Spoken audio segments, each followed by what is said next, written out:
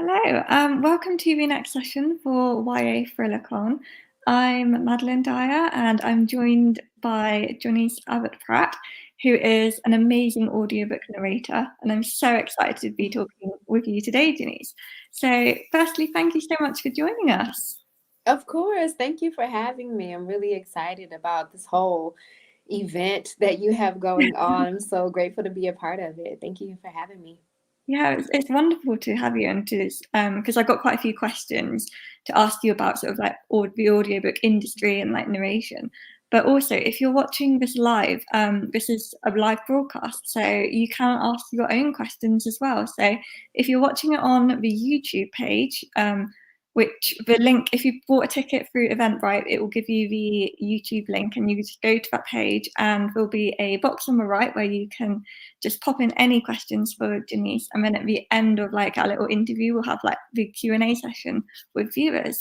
I think this is also broadcasting to our Facebook page for YA Thrillercon, and I believe if you just put any questions in a comment on there, it will also show up. And to be honest, I'm not sure where else this is broadcasting because there's so many different options, and I just clicked some of them to try and get some working. But yeah, there should be a live chat option pretty much on any of the websites that you're watching on, apart from if it's an embedded video, then you will need to follow the YouTube link. So yeah, I got that bit out of the way because I was convinced I was going to forget to say all that and then would have no questions. But yeah, so firstly, Joniece, would you like to introduce yourself for viewers who have not heard of you? Sure. My name is Joni. I'm always like, I don't know where to look, but I'll just look at yourself.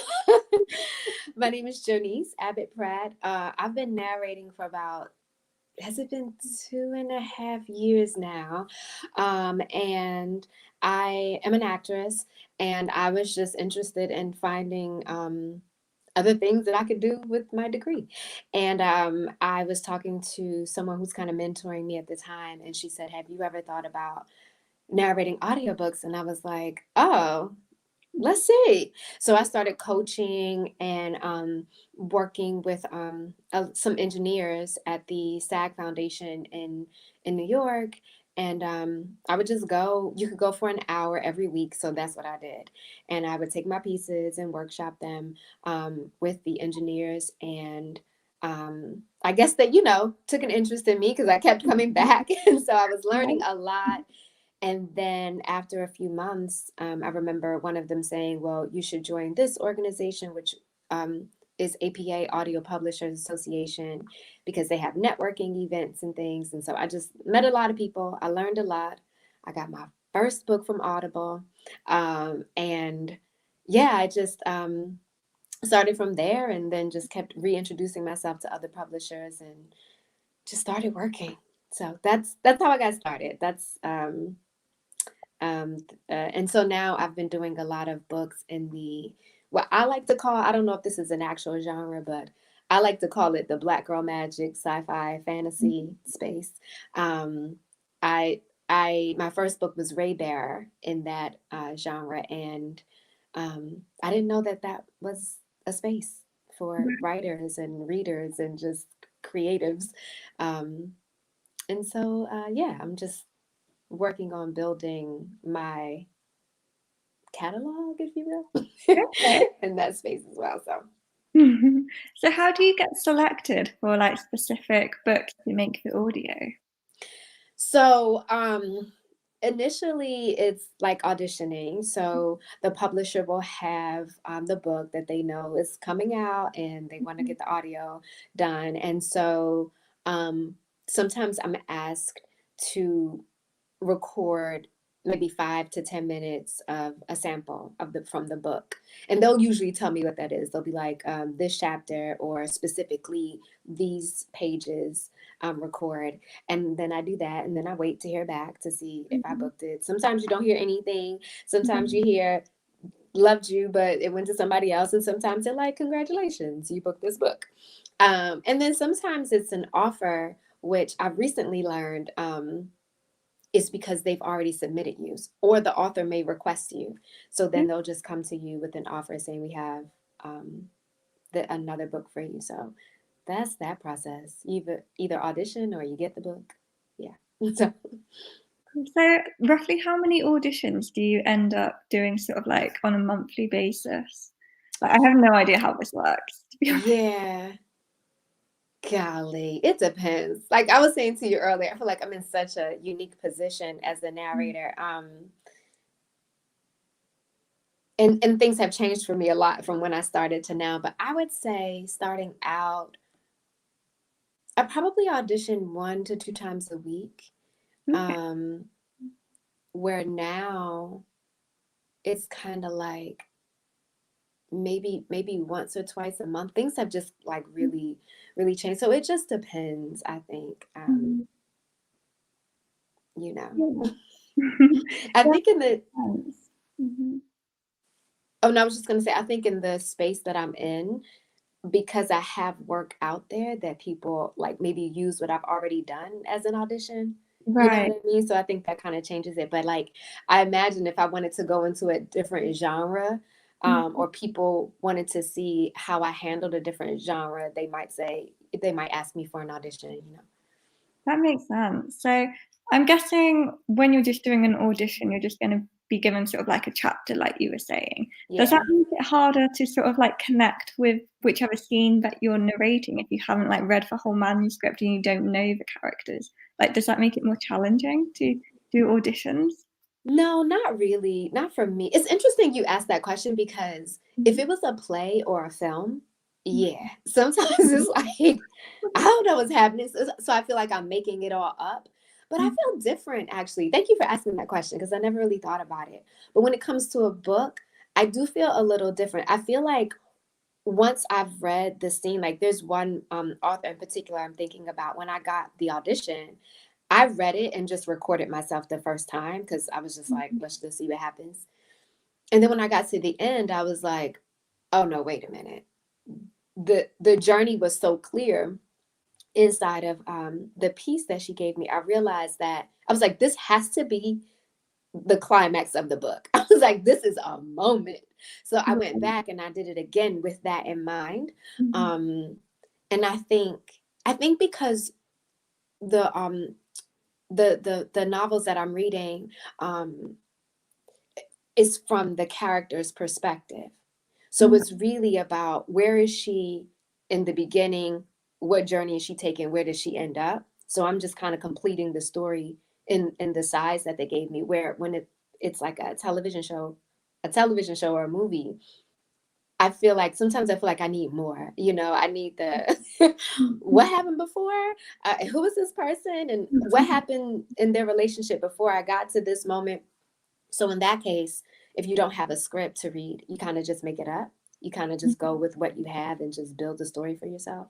Um, so no, for me, it's just been like it's it's different. Okay. There's more Yeah. information, I think. Okay.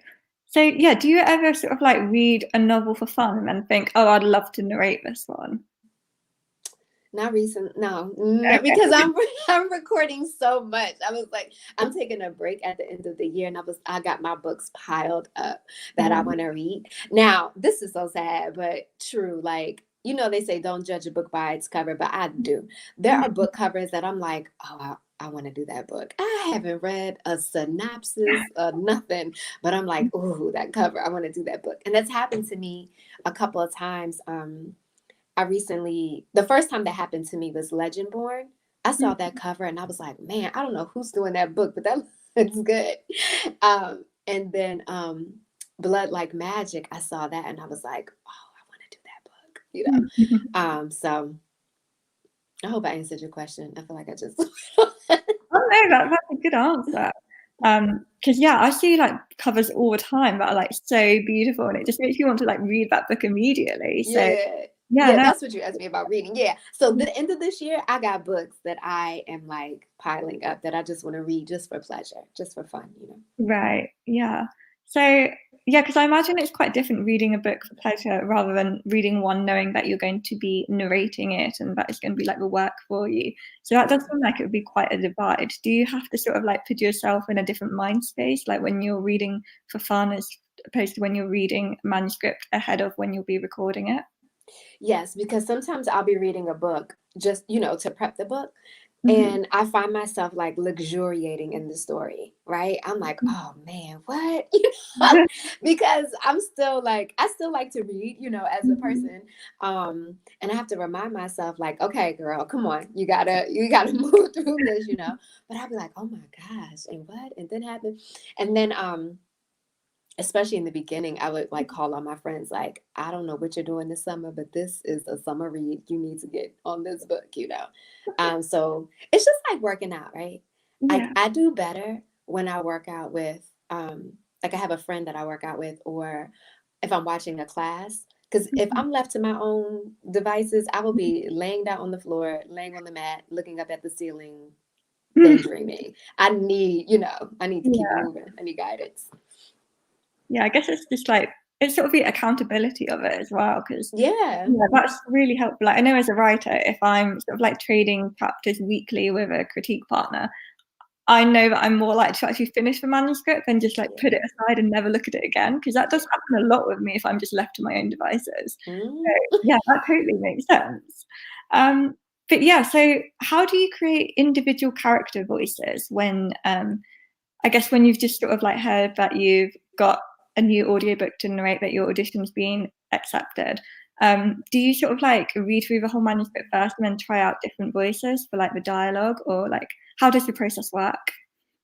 So, oftentimes, like, so yes, as I'm prepping it, that's a part of why I'm like, okay, girl, you can't be luxuriating in this Right. story. Like, you got work to do.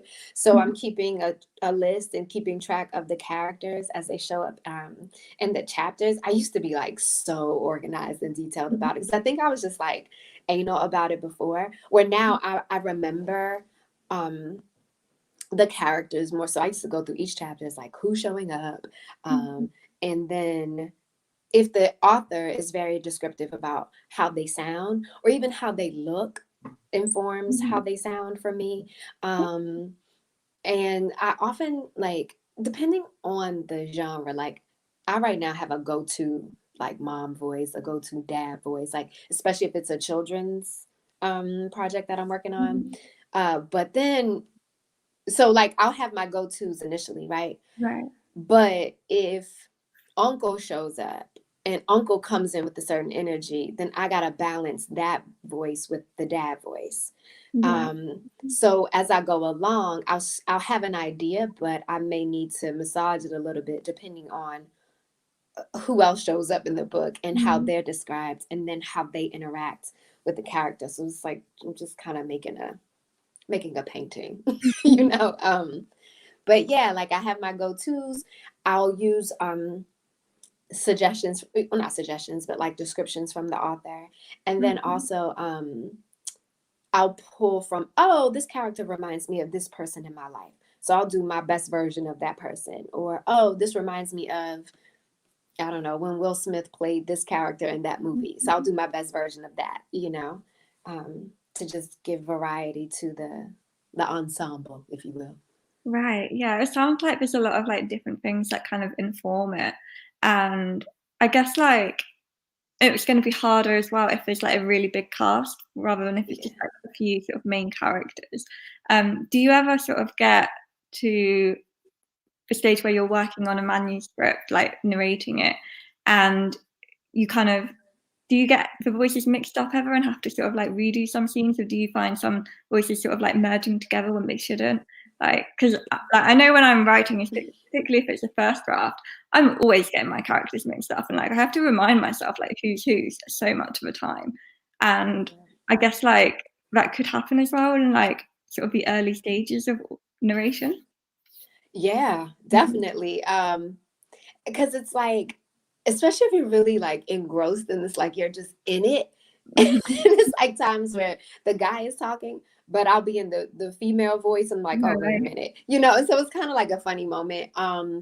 Or, sometimes like there could be like three children in a scene and they're all the same age, kind of having like a similar experience. So then you play with like placement or pace. So you find different ways to vary them up so that you know, even though they all might be like of the same vibe, the same energy, you find ways to break it up so that they sound different. And then just trying to keep track of like, okay, Bobby was slower. And like, I might think, okay, he's scratching his head when he's talking. So, you know, and then like maybe Samantha has like a lollipop. So she's got, you know, so like I'll be in the booth, like thinking, giving them physicality that nobody will see, but it helps me remember that she's more here and he's more thinking, you know what I mean? Right, yeah. So, So I like, have to really trick myself. yeah. No, that's really interesting. Because like I just love hearing about like narrators with how they approach the whole like narration process. Like how many sort of like drafts do you do? Is it like similar to when like a writer does multiple drafts, or do you sort of like do one main draft and then sort of clean it up a bit at the end? Like I have no idea how it works. So it kind of happens in the, yeah, I guess, yeah. So I was going to say it kind of happens in the moment, but yes, there is a draft and then another draft. But so in the moment, like when I'm recording, I'll go, Madeline Dreyer. Like, well, wait a minute. I didn't say that right. So I got to go back. Madeline Dyer, right? So in the moment, I can fix it Right. with the software. But let's say I missed it, and when it goes to the editor, they're like, oh, okay, you pronounced this name wrong, and all these other things you pronounced wrong or whatever. And so they're called pickups. So you Right. get your pickups back, and that's when you go back in and you re-record the mistakes. Okay. So is it hard to sort of like match the same tone of voice then if you're just sort of like re-recording specific words? Like would you have to sort of like do a whole sentence at a time, or does it sort of like match up quite easily? So sometimes, yeah, sometimes I listen to what I said. So if I said, my dog just sniffed the watermelon, which he just did, right? So, but if I said, my my dog just sniffed a watermelon. Mhm. So that's easy to fix, right? Because I'll just change the word, you know, from the to and I can just follow my inflection. I'll Right. listen to what I did and I'll repeat it as close as possible, just changing that word out. Mhm. But sometimes, ugh, girl, sometimes the words are just hard to say. Right. But if the word is hard to say and the person is in a heightened moment and the person is an 80-year-old Nigerian king, you know what I mean? Like that can get a little difficult. You know Right. what I mean? So it just depends. But the beauty of it is that I can keep doing it over and over because I Mm. can keep recording over myself. I guess the same way if you write a sentence and you don't like it, you erase it, you Yeah. know? So Okay. So do you ever sort of like listen to the finished audio of a book that you've worked on? Because I know, like, as a writer, I do not like reading my stuff once it is finished and published and out there, because I know that I'll find things that I want to change. So I was just wondering, is that sort of like similar for you as a narrator? at first I wanted to listen because at first I was curious. Um, and yeah, at first it was kind of like, oh wow, I like this, you know. And now it's like, one, I don't really have time. Um, but yeah, maybe it's mostly I don't have time. But you know what? I also feel like I would still be directing myself. I would Right. be like, you know what? I want to change that. You know? So um I've tried to listen, well, I've listened to some co-narrations, but then I find myself like I just want to hear the other person's part because I'm like, oh, I remember what I did and what I said. Um yeah, I don't know. Like maybe if I had more time, I would be able to like I would take that on as a project to like listen to some stuff I've done. But I don't know, Yeah. it might freak me out. I'll have to wait and see what happens. But, yeah, you just mentioned like co-narration and like co-narrators. So if you're working on a book that's got like multiple narrators, do you all sort of like sit down at the beginning to discuss like your voices and like your narration styles to make sure they're sort of sufficiently different from each other, or does that just not happen? No, it happens. So everybody does their own prep Mhm. separately. And then so it's weird, right? Because everybody's on a different schedule. So like if all goes well, right, before you even start recording, you before you start recording, you kind of just talk about, okay, this came up for me in this chapter, in these chapters about these characters. You have the same notes. And well, oftentimes I've been in a situation where I have to start recording before my other narrator does, or vice versa, Right. before my co-narrator does. So what we might do is just share information, right? Like if the guy or woman has recorded before me, I'm like, well, send me your voice samples of the characters, and then I'll make choices that are in alignment with the choices that they made for the characters, you know. But Right. like if it's a character, like if it's my mother and she comes up more for me, well, then they're going to ask me to give them a sample before they start, because you know, it's like, it's my character, it's my Yeah. mama. So you know. Yeah, that makes sense. So yeah, so what is the best thing about being an audiobook narrator? Oh gosh. It's one of the first times I have felt as an artist. Um, well, let me rephrase that because it's such a okay. One of the best things, I could go deep, but I won't go deep. I'll I had an opportunity I have an opportunity to do something that I've loved since I could read, right? Reading stories and making up characters and acting them out. It also allows me to bring everything that I know about acting into one space, because it's very theatrical, without theatrical with the like a television mindset, right? Because Yeah. like although I've got to be big and I'm performing and it's a whole thing, it still has to be directed to this microphone. So I can't really use my body, but I still have to activate my body. Right. Um, so I love that. I surprisingly enjoy working by myself, working with few people.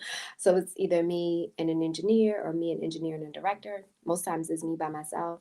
Okay. Um, yeah, and the people in the community are amazing. When I first came into this, January LaVoy said to me, she was my first coach as a narrator, and she said, there's enough work out here for everybody. And it's so true. It's like it's just, there's work for days as a narrator. And that's something that I rest on, and I also keep telling people that as well, as I try to convert other actors into the narrating space. Like there's work. Yeah. So yeah, what's the most challenging thing about being a narrator then? Um Honestly, I think the same thing that I love about it is the Right. isolation. Because sometimes I'm like, especially now, I started my first year, I was going to studios. So I got to still be out in the world and like see people and all that.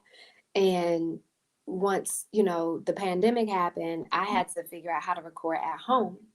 And so that meant I had to build a studio in my closet, which doesn't give me the same space, right? Right. So that can be frustrating. And then in the summer, we were talking about this last time, because I tried the whole freeze your sports bra thing so you can keep cool, but so like I didn't realize how hot a closet is in the summer. No. Yeah. Yeah. So I am freezing water bottles and holding them, or just like adjusting my time in there. So that, and also just the learning curve of, I had to learn how to build a studio. I had to learn how to engineer myself. And I think under other circumstances, I would have had time to like have somebody come to the house and walk me through the process and actually like buy a studio, and you know what I mean? Like the process would have just been different. So that is challenging, but not, I'm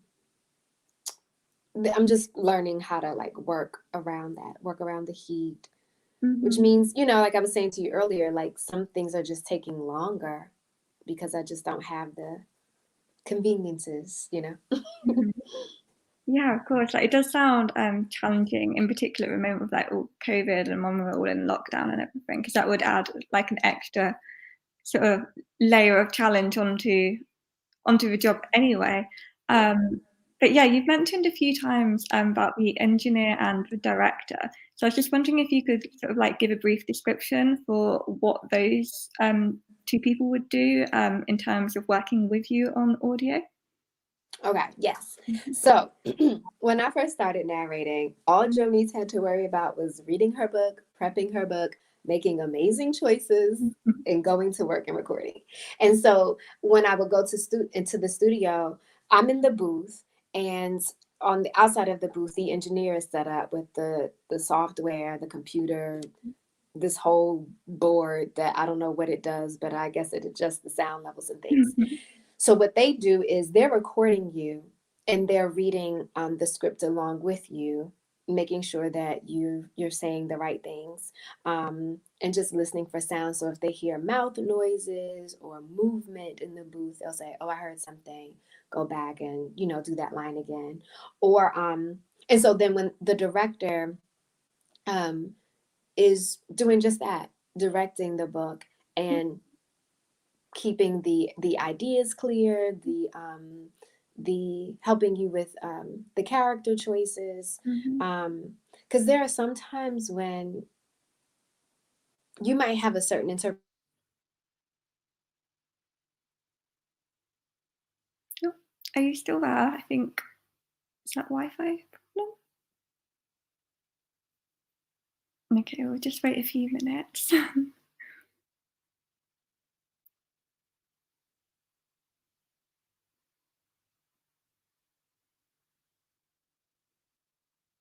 Okay, we'll just wait a few minutes to see if Janice can get her internet working again. Um, but yeah, we're talking about audiobooks, and I love audiobooks now because I've recently sort of been converted to them a lot. Um, and I find it's a really sort of immersive way of experiencing a book. And yeah, what sort of like led me to invite the several narrators into YA Thrillercon this year is because some of my own novels have just released as audiobooks, and I was talking to one of my narrators, Posey, who yeah, have done an interview together for YA Thrillercon, and yeah, I was just sort of like amazed by how many different processes were involved in the audio. Hey, Oh, hi, Janice, you're back sorry, now. I hopped on my phone. I don't know what happened, so I might pop up twice. I don't know.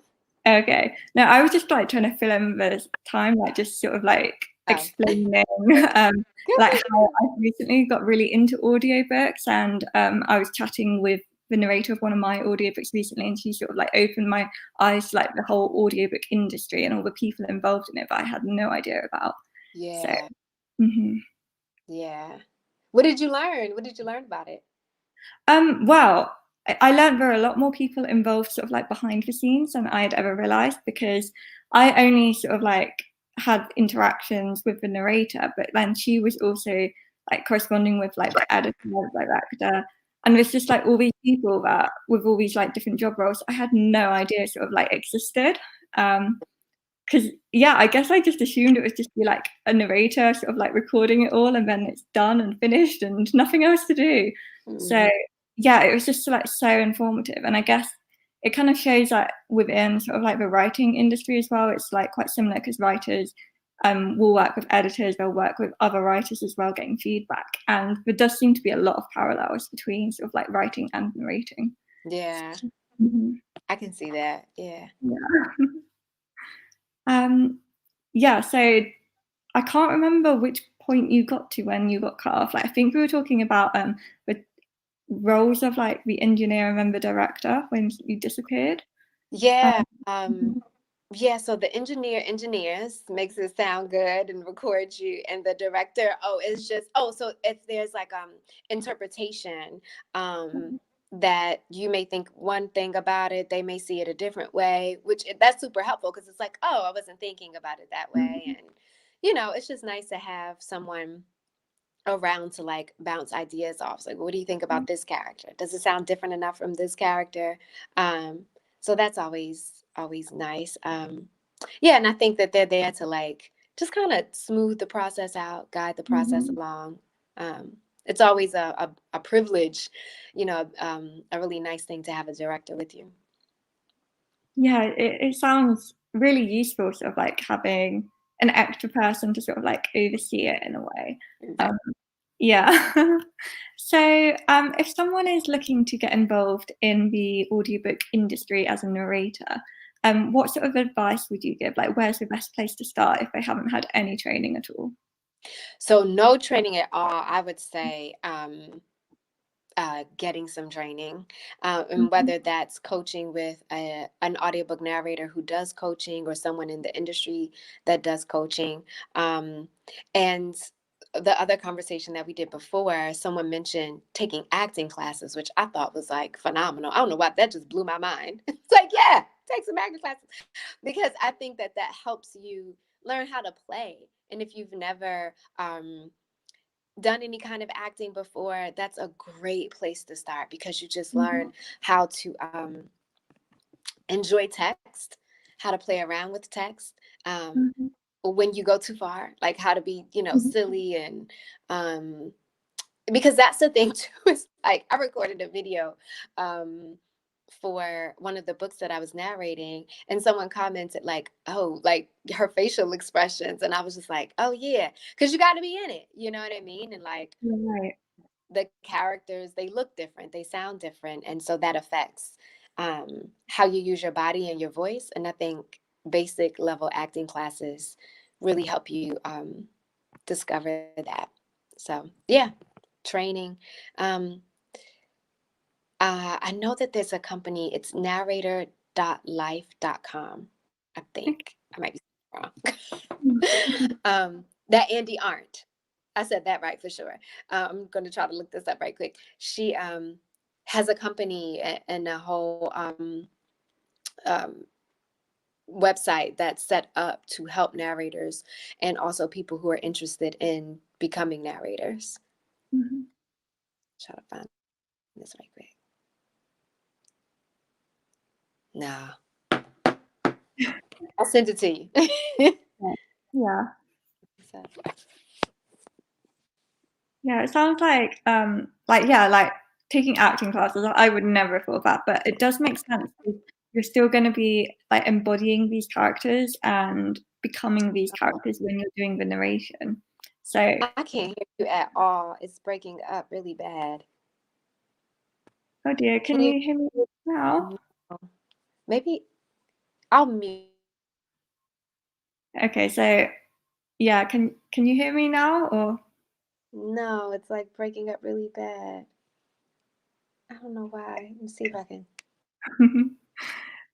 Yeah, technical errors like always happen with all the live ones. Oh, this is good. This is good now. We're back. Okay. Yeah. Okay. Yeah, no, I was just saying, like, whenever I do the live broadcast, that's always when I'm gonna get sort of like the internet errors happening. But like, if I'm doing like the recordings in advance, it never happens. So it's always the way. Um, yeah, but we're coming to the end of the interview time now. So I was just wondering, Joniece, if there's anything else that you would like to sort of like say to viewers. Oh, I missed that whole question. Say it again. Hold on. Is there anything else that you would like to say to viewers? Because we're just coming up to the end of the interview now. Is there anything else I would like to say? Yeah. Okay. Like I'm trying to make it out. I no, I just thank you for having me. This was a great chat. I love talking about audiobooks. I love working on audiobooks. If there are any other questions that people have, like feel free to reach out to me. I'm always happy to share what I know. I'm still new. I'm still learning. If I don't know, I'll, you know, help try to help you find the answer. But yeah, thank you for doing this. This was a lot of fun. Great, yeah, and thank you so much for joining us. Yeah, so if you're watching this live, we've got several other events on today, including a couple of panels with an array of different authors. So yeah, please do check out the YA Thrillicon schedule. And if you're watching this on catch up, you'll be able to also watch the other sessions at a later date as well, because they'll all be on the YouTube channel. Thank you.